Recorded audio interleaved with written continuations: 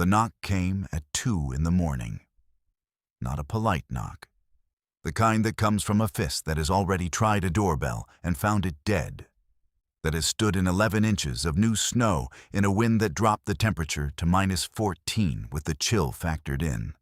That has been riding for 6 hours in weather the Highway Patrol had since classified as a ground blizzard and closed I-39 for. Harold Fitch heard it from his bedroom and lay still for a moment in the particular way of an old man who has lived alone long enough that an unexpected sound at 2 in the morning produces not fear, but a careful inventory of possibilities. He counted them. He arrived at one that made sense. Someone was in trouble. He put on his robe. He put on his slippers. He turned on every light between the bedroom and the front door. Because he was 83 years old, and the floor between the bedroom and the front door had 2 places where it changed level, and he knew them both, but not at 2 in the morning without light. He opened the door. 11 Hell's Angels stood on his porch. They were covered in snow, the kind of total coverage that happens not from falling, but from riding through it at speed, every surface of every jacket and helmet and boot packed white. Their breath rose in the porch light in 11 separate clouds. The one in front was the size of a man who had been large his entire life and had simply continued.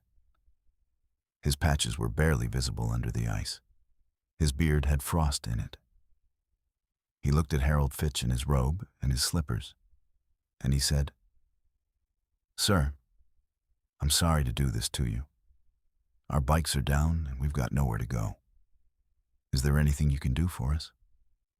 Harold looked at the 11 of them. He looked at the snow coming sideways through the porch light. He looked back at the man in front. "Get inside," Harold said. "All of you." The town of Millhaven. Wisconsin sat in the middle of the state where the flatlands gave way to something that wasn't quite hills, but wanted to be.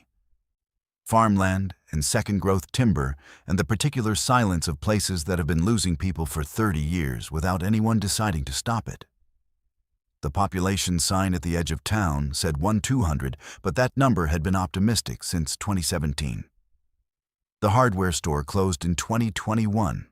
The pharmacy, the one that had been on the corner of Main and Spruce since 1961, had locked its doors in March, citing consolidation, which was the word the company used for the calculation that a town of shrinking size was no longer worth the overhead. The diner was open Tuesday, Thursday, and Saturday. Everything else was what it had always been. A Lutheran church, a dollar store, a volunteer fire department with 3 members who could still lift, and the houses on the residential streets that held the people who had stayed because leaving was not something they had figured out how to do. Birch Street was the last residential street before the town ended and the county road began.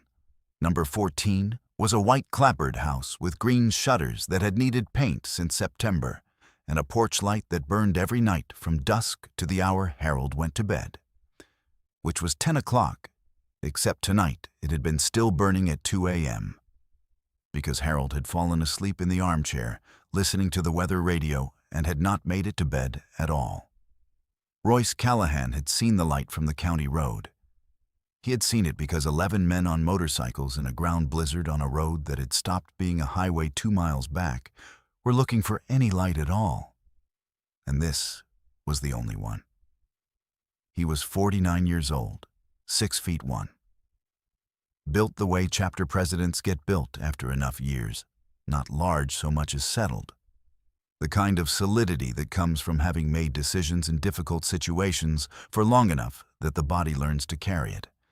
He had a full beard gone mostly gray at the jaw, and hands that had been cold for 6 hours, and a cut with the Wisconsin chapter patch and his own name below the president's rocker that he had worn for 7 years. He had ridden this corridor every November for 11 years. This specific stretch of I-39 and the county roads off it. Because 11 years ago, his younger brother Danny had died in a wreck on this road. And Royce had been riding it every November since. in the way that certain people mark certain things, not loudly, not with ceremony, but with the body's insistence that some distances need to be covered again and again until the weight of them changes. The weight had not changed, but the road had offered him something tonight instead of only asking him to carry it.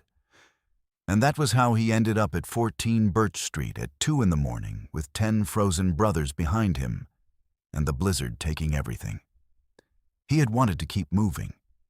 He had wanted, specifically, not to knock on a stranger's door in the middle of the night and ask for anything. He had sat with that want for about 45 seconds in the wind before the pragmatism of 11 men in genuine danger made the decision for him. He knocked. Before I tell you what Royce found inside that house, hit subscribe if you're new here, and drop your city and state in the comments. I want to see how far this one travels. I read every single one. Now, back to Harold Fitch. Because what Royce was about to find in that house was something he had not been looking for, and something that nobody in Millhaven had thought to look for either. And that was the whole problem. Harold Eugene Fitch was 83 years old. He had been born in this house, born in the upstairs bedroom, delivered by the county doctor on a February morning in 1941.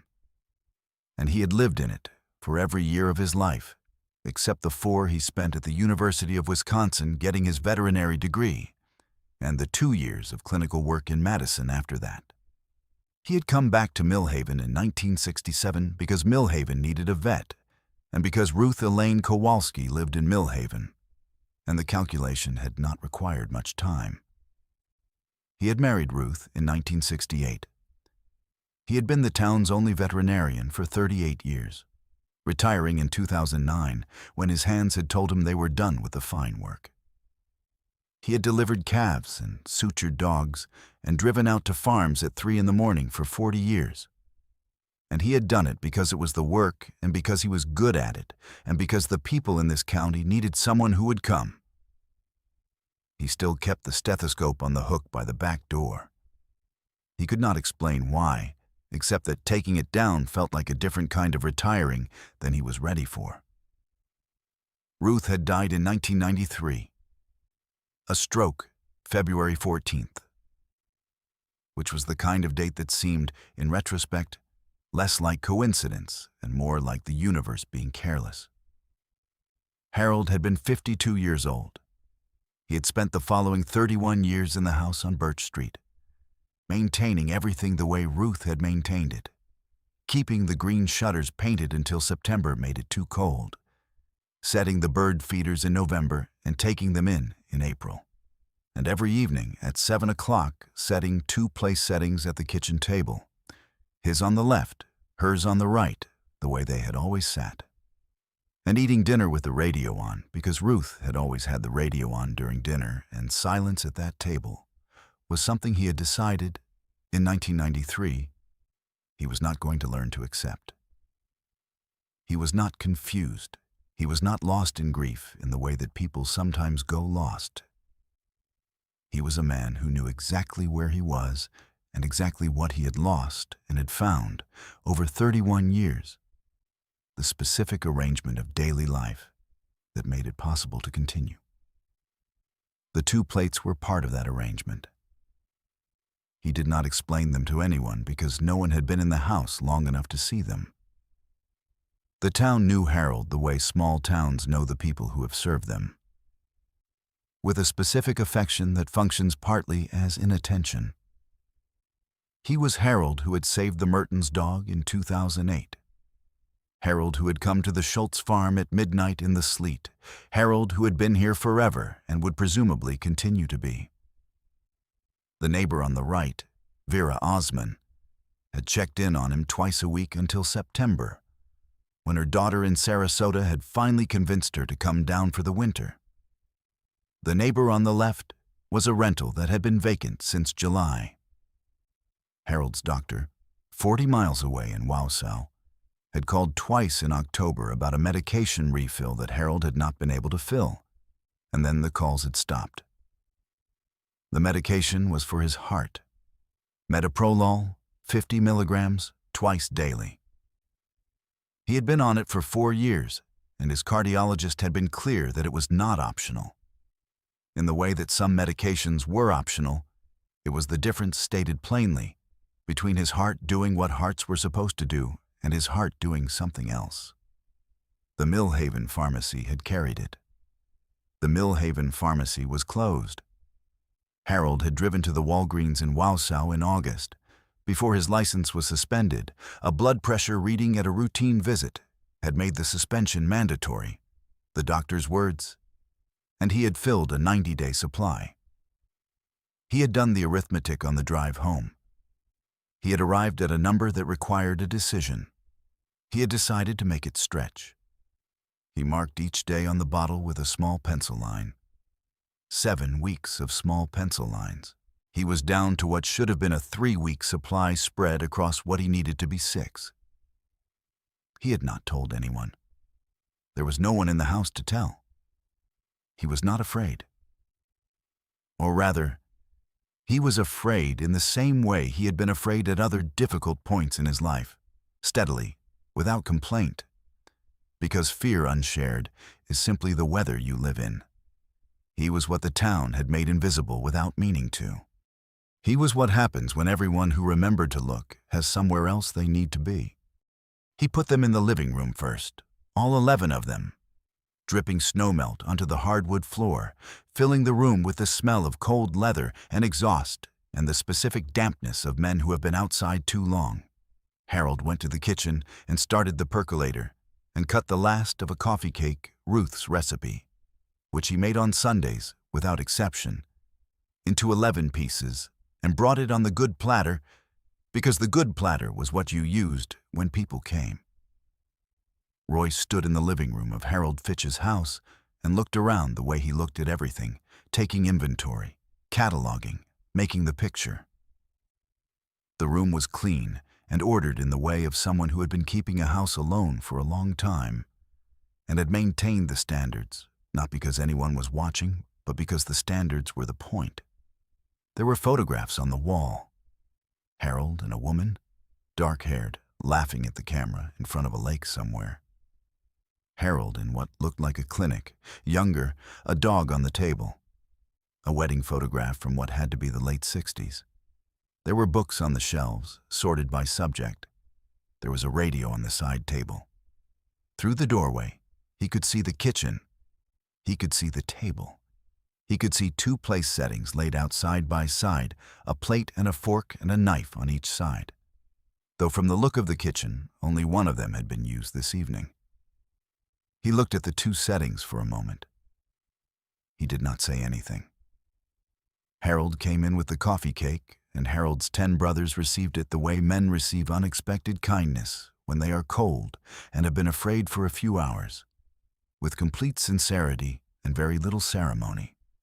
Harold went back to the kitchen, and Royce followed him, partly to help carry the coffee, and partly because the kitchen was where the man was, and Royce had the particular instinct of someone who understood that you learned more from watching a person in their own kitchen than from any other room in their house.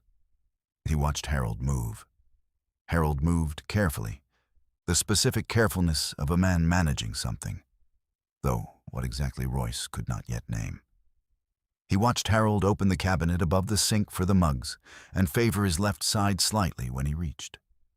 He watched Harold set the mugs on the counter and then stand for a moment with his hand on the counter's edge. A pause that was either fatigue or something he was waiting to pass. "You all right?" Royce asked. "Fine," Harold said. "Old is all." He reached for the percolator. The prescription bottle on the counter caught the light. Amber plastic, the label from a Walgreens in Wausau, and along the side of it, a column of small pencil marks that were not factory printed. Royce looked at them. He looked at the date on the label. He did the arithmetic in his head. He was quiet for a moment. "How long have you been rationing that?" he asked. Harold went still. He looked at the bottle. He looked at Royce. He was quiet for a moment in the way of a man measuring what he is willing to say to a stranger who is in his house because of a blizzard and has no claim on his private arithmetic. Then he said, 6 weeks, near enough. What is it? Heart medication. A pause. Pharmacy in town closed. The one in Wausau is 41 miles. I'm not driving anymore. Royce looked at him. The room was silent except for the percolator and the wind against the kitchen window, which was the sound of the blizzard reminding them both of what was outside. Is there somebody who brings it to you? Royce asked. Somebody who checks in. Harold picked up the percolator. He filled the mugs. There was, he said. Vera, next door. She went to Florida in September. He carried 2 mugs toward the door. I manage, he said. Royce didn't move. How long since someone came through that door? He asked. Harold stopped in the doorway. He stood with his back to Royce for a moment. When he turned, his face was the face of a man who has been asked the question he has not asked himself because asking it would require an answer. 73 days, Harold said. Vera came by the morning she left. Said she'd be back in April. He said it matter-of-factly, the way he said everything. Not for sympathy, just because it was the answer to the question. And that was when Royce understood what 73 days alone in this house had meant. Not the drama of it. Harold was not dramatic about it, and Royce was not built for drama either. Just the plain fact of it. 73 days. A medication being rationed against a calendar with no good end in sight. A table set for 2 by a man who had been setting it for 1 for 31 years, but had not stopped putting out the second plate. Royce set down his coffee mug. Nobody in that house saw what he did next coming. He didn't reach for his phone right away. He stood for a moment at the kitchen counter and looked out the window at the blizzard, at the nothing visible beyond the glass, and breathed once. Then he turned to Harold and said, I'm going to make some calls. Is that all right with you? Harold looked at him. What kind of calls? Harold asked. The kind that fix things, Royce said. He started with the chapter. He stepped into the front hallway, out of Harold's earshot, and called the vice president, a man named Lars Becker, who answered on the second ring because Lars always answered on the second ring. And Royce told him what he had found in 3 sentences, and Lars said, Tell me what you need. And Royce told him. Then he called the Walgreens in Wausau. He got a night pharmacist named Kevin who heard the situation and said he'd need to verify the prescription and call it in to a doctor for overnight dispensing, which Royce understood was a process. And he said, However long the process takes, I need someone to drive it 41 miles in the morning. I will pay for the drive. Kevin said he'd see what he could do. Then he called Harold's cardiologist's office. He got the after-hours line and left a message that was not a message most after-hours lines received. And he left his name and number and said he would be available at any hour. Then he went back into the kitchen. Harold was at the counter, cutting more coffee cake, the efficiency of a man who has fed people his whole life, and knows that when people are cold, they need more than 1 piece. He looked up when Royce came in. You didn't have to do all that, Harold said. No, Royce said. He picked up his mug. He looked at the table, the 2 plates, the 2 sets of silverware, the radio on the counter silent now at this hour. Your wife? He asked. Harold looked at the table. He was quiet for a moment. Ruth, he said. 31 years in February. You still set her place. Every night. Harold said it without apology or explanation. The way you state a fact that has organized your life for long enough that it no longer requires defense. I know what people think about that. I don't mind what people think. I don't think anything, Royce said. My brother died on this road 11 years ago. I ride through here every November. Harold looked at him. "That's why you're on this road," Harold said. "That's why I'm on this road," Royce said. They stood in the kitchen in the sound of the blizzard and didn't say anything else for a moment, because there was nothing else that needed saying. The 10 brothers slept in the living room, in chairs, on the floor, 2 of them on the couch that was not built for 2 large men, but managed. Royce did not sleep. He sat at the kitchen table and made calls and waited for callbacks and watched the blizzard through the window ease from impossible to merely severe, and then, somewhere around 4 in the morning, begin to quiet. He drank 3 cups of Harold's coffee. He ate 2 pieces of the coffee cake. At 4:47 a.m., Kevin from the Walgreens called back. He had reached the on-call physician and verified the prescription, and he had a colleague, a pharmacy tech named Diane, who lived 18 miles from Wausau and was willing to drive into the store and then drive the medication out to Millhaven if someone could confirm the address and meet her on the road if the county hadn't plowed yet. Royce confirmed the address. He thanked Kevin by name. He put the phone down. He looked at Harold's prescription bottle on the counter. 7 weeks of pencil marks. He turned it face down. At 6 in the morning, the cardiologist's office called. The doctor herself, not a nurse. She had heard the message, she said, and she wanted to discuss a standing arrangement for Harold's medication delivery, a patient assistance program the practice offered for rural patients with transportation barriers that Harold had never been enrolled in because nobody had thought to ask if he needed it. Royce wrote down everything she said on the back of an envelope he found in the kitchen drawer. He said he'd make sure Harold called her that morning. At 6:30, the blizzard stopped.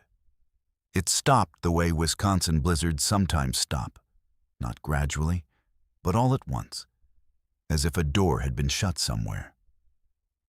The silence that followed was the silence of 14 inches of new snow on a town that had not expected quite that much. The particular muffled stillness of a world that has been remade in the night. Royce went to the window and looked out at Birch Street. White in every direction. The porch light still on, the way it had been all night, the single warm point in a field of cold. Then, from somewhere in the distance, far enough that it was more vibration than sound at first, more a thing felt in the floor than heard in the air, the engine started. Royce stood at the window and let the sound come to him. He knew that sound the way he knew certain things. Not because he had been told, but because it had lived in him long enough to be instinct. He counted the frequency, the layered rumble of many V-twins moving together, the specific register of a chapter riding in formation on a road that had been cleared enough to ride, but not enough for anything else. He closed his eyes for a moment. Then he went to the living room and put his hand on Lars Becker's shoulder, and Lars opened his eyes. "They're coming," Royce said. Lars went to the window first, and then the others woke and came to the windows, and Harold came to the doorway of the kitchen, tying the belt of his robe, and looked at the collection of large men pressed against his living room windows like children waiting to see something. "What is it?" Harold asked. "Come see," Royce said. He held the front door open, and Harold stepped onto the porch in his robe and his slippers, into the cold of a Wisconsin December morning, with the sky just beginning to go from black to the dark gray that comes before dawn. And he looked down Birch Street.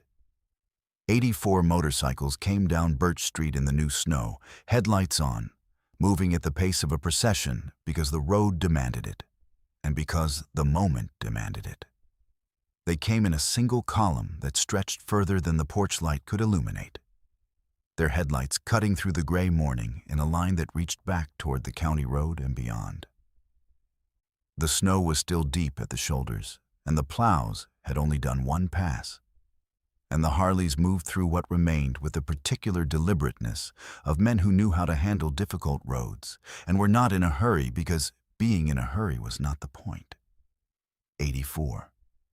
The Wassaw contingent, the ones who had turned back from the closed interstate and made camp and waited for the storm to pass and then come here at first light because Royce had sent 2 words to Lars at 3 a.m. and Lars had sent 2 words to everyone else. Harold Fitch. They filled Birch Street the way the street could not have been filled in 30 years. They stopped in front of number 14, and the engines cut one by one until the last one died, and the silence that replaced them was a different kind of silence than the blizzard had made. Not the silence of absence, but the silence of presence, of things that have arrived and are not going anywhere. Not one of them spoke. 84 men in the gray December morning, their breath rising in the cold air, looking at the white clapboard house with the green shutters and the porch light burning. Harold Fitch stood on his porch in his robe and looked at them. He looked for a long time. His hand found the porch railing and held it, not because he needed it for balance, but because a man needs something to hold when he is trying to keep himself together, and there is a porch railing within reach. Royce stood beside him. A door opened on the street. One of the riders from the Wassaw contingent. A man named Dennis Haar, who had been with the chapter for 19 years and was the kind of man whose size gave way to something unexpected when he was moved, which was not often and was not something he announced. And Dennis came up the front path with 2 large paper bags in his arms. Behind him came 3 more men, each carrying something. Groceries. Not 1 bag, but 8, 10, stacked between them. From what looked like every store that had opened between Wassaw and Millhaven that morning. Dennis Haar set his bags on the porch and looked at Harold. His face did what it did when it was moved. Royce said you might be running low on a few things, Dennis said. Harold looked at the bags. He looked at the street. He looked at Royce. I have food, Harold said. His voice was not steady. You have more now, Dennis said. They carried everything inside. They filled the kitchen counter and then the table, and then part of the floor. And Harold stood in the middle of his kitchen and watched it happen with his hands at his sides and his jaw set in the way of a man who has been managing alone for a very long time and is finding that being helped is its own kind of difficult. Royce stayed in the kitchen. When the groceries were in and the other men had moved to the living room and the front porch, Royce opened a cabinet. He had watched Harold use the kitchen the night before. He knew which shelf the plates were on. He took down 2 plates. He set them on the table, side by side. His on the left, Harold's on the right. Harold went still. He was standing at the counter with his hand on the coffee pot, and he went completely still when he saw what Royce had done. He looked at the table. He looked at the 2 plates. He didn't move. He didn't speak. He didn't turn around. Royce said nothing. He put the silverware out the way it had been out when he arrived. He put the radio on, the same station Harold kept it on, which he had noted the night before. And he poured 2 cups of coffee and sat down on the left. Harold stood at the counter for a long moment. Then he pulled out the chair on the right and sat down. They ate breakfast while the street outside filled with the sound of 84 men, and the gray morning came up over Millhaven, and the snow on Birch Street caught the first light and held it. Diane from the Walgreens arrived at 9:15. She came up the front path with the medication and a bag of supplies the pharmacist had sent along, and she sat with Harold for 20 minutes at the kitchen table and explained the patient assistance program in terms that were plain and specific. And Harold listened the way he listened to everything, completely, without interrupting, and then said he would like to enroll. She left her card. She shook his hand. The cardiologist's office called at 10 and spoke to Harold directly. And Harold held a pen and wrote down the standing prescription arrangement and the delivery schedule and the emergency contact number. And when he hung up, he sat for a moment with the pen still in his hand and the paper in front of him, and said nothing for a while. The last of the riders left Birch Street at noon. They went in small groups, back to the interstate, which was open now, back to the routes that led to Madison and Eau Claire and the chapter garage in Stevens Point. Each man who passed Harold on the porch said something to him, or said nothing to him, but touched his shoulder or shook his hand. The specific economy of men who mean things they do not easily put into words. Royce was the last to leave. He stood on the porch with Harold in the December noon, and the snow that had been rebuilt by the night was already beginning to compress under the sun, the world slowly finding its way back to what it had been before. "You'll check on the delivery," Harold said. It was not quite a question. "Lars has your number," Royce said. "He'll call every week. Vera comes back in April, and by then the arrangement is standing, and you won't need anyone to call." Harold nodded. "You ride this road every November?" Harold said. "Every November," Royce said. "Come in next time," Harold said. "I'll have the percolator on." Royce looked at him for a moment. He put his hand briefly on the old man's shoulder. "I'll come in," he said. He walked down the front path and got on the soft dale and started it, and the sound of it rose in the quiet noon street. And he pulled out and turned north toward the county road. He did not look back. He didn't need to. He knew the light was on. When the last engine faded off Birch Street and the street went quiet again and Millhaven went back to the sound of itself, the wind, the settling of snow, the particular silence of a winter Tuesday in a small town that had been losing itself a piece at a time for 30 years. Harold Fitch went inside and washed the coffee cups and put them away and straightened the kitchen and then sat down at the table. 2 plates still out, his and hers. Same as it had been for 31 years. He put his hand on Ruth's plate. He held it there. "You would have fed them all," he said. "Every last one.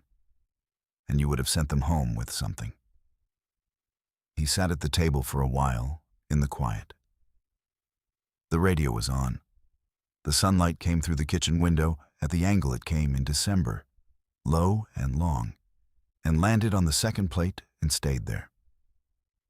Outside, the street was clean and white and empty, and someone, at some point that morning, had cleared the snow off Harold's front walk. He had not seen who and had not asked. And it was shoveled clean all the way to the road, farther than he could have done it himself. Done with the kind of thoroughness that said whoever had done it had not been in a hurry and had wanted it done right. The porch light was still on. He left it on. There are people who fall through the space between what a town used to be and what it has become, and they fall quietly, and no one hears them go. 73 days in a house in a Wisconsin winter with a heart medication being marked off in pencil and a table set for 2 by a man who was the last person most people would have thought to worry about. Because he had always managed, and they had trusted him to keep managing, and they had been busy with the things that keep people busy. And then a blizzard closed a highway, and 11 men needed somewhere to go, and the only light on in Millhaven at 2 in the morning was the light that Harold Fitch had been leaving on for 31 years, every night, because Ruth had always left the porch light on when she was expecting someone home. He had not been expecting anyone. He had just never stopped leaving it on. If this story reached you, if you believe that the light we keep burning even when we've stopped expecting anyone is sometimes exactly what someone needs to find, share it with someone who needs that today. Subscribe so you never miss the next story. And drop a comment. Is there someone in your life you haven't checked on in a while? Someone who's been managing alone? Drop their name in the comments. not their full name, just their first. And let's fill this section with the people who deserve to be remembered. I read everyone.